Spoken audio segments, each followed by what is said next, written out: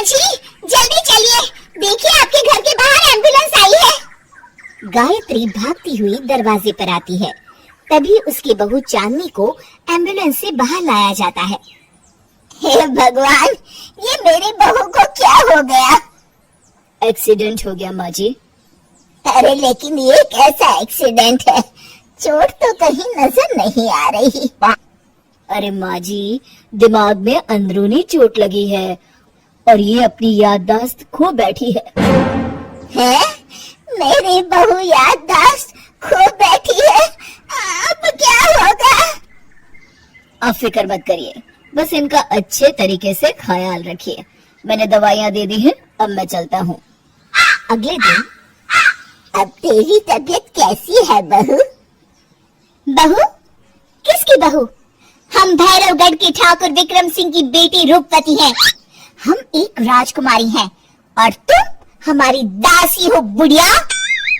अरे बेटा विशाल, बहू कैसी बहकी बातें कर रही है।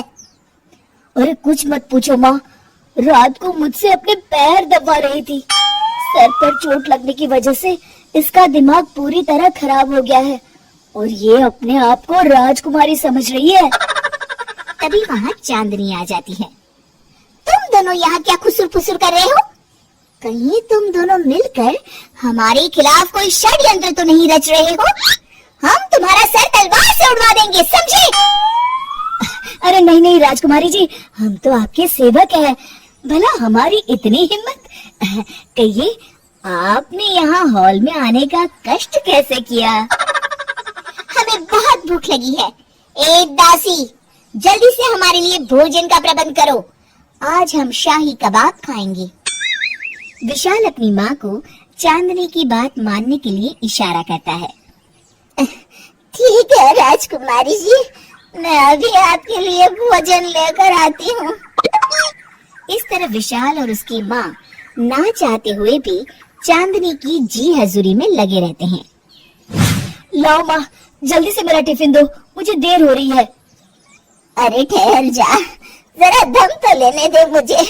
सारे घर का काम मुझे अकेले को करना पड़ता है।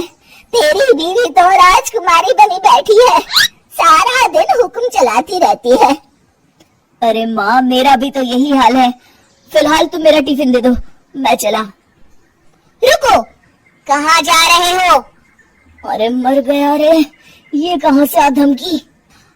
आज हमारा जुहू चौपाटी घूमने का मूड है और हमें अपने लिए नई साड़ियाँ भी खरीदनी है।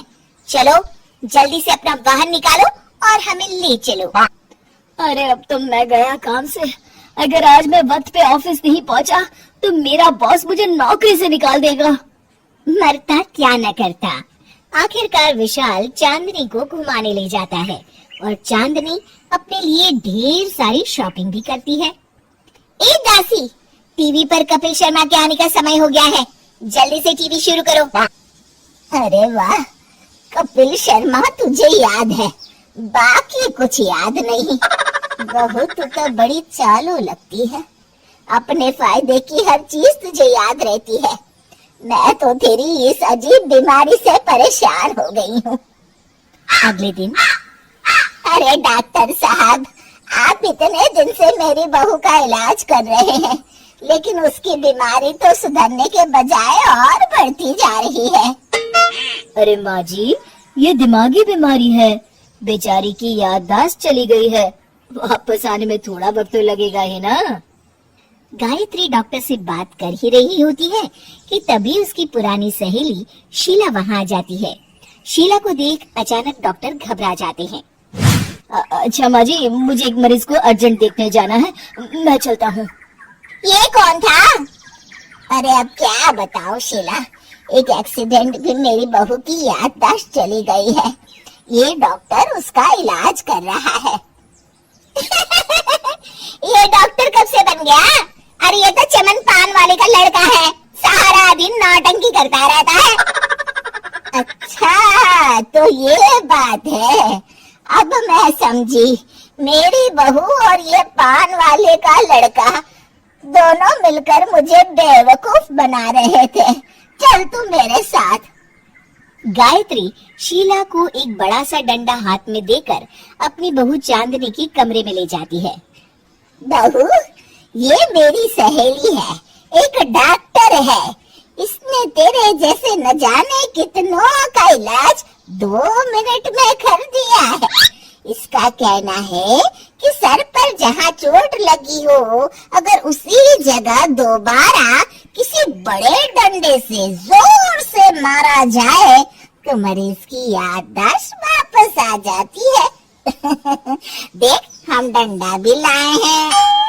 अपनी सास की बातें सुनकर और हाथ में बड़ा डंडा देख चांदनी घबरा जाती है। अरे बाप रे, मैं तो फंस गई। इस डंडे की एक बार की वार से ही मैं तो चारों खाने चित हो जाऊंगी। अब क्या करूं, क्या करूं, क्या करूं?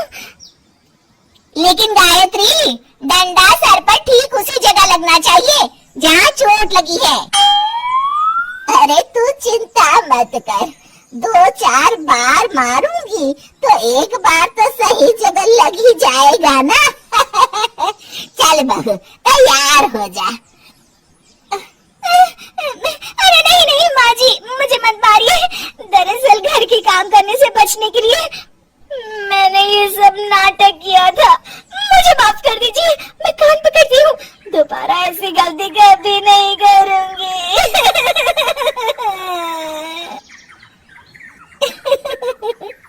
क्यों दोस्तों, कहानी कैसी लगी हमें जरूर बताइएगा।